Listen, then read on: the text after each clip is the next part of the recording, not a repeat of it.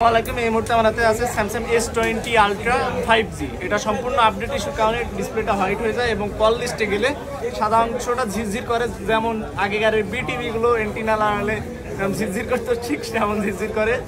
S20 plus, S20 ultra এবং S20টি এই সমস্যাটা হয়। আসুন কীভাবে আজ ফিক্স করে আজকে আপনাদের দেখাবো।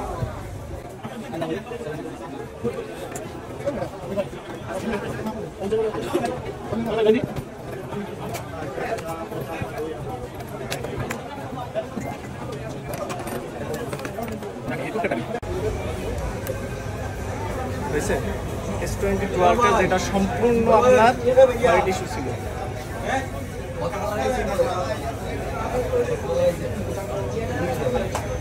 S20 ultra 5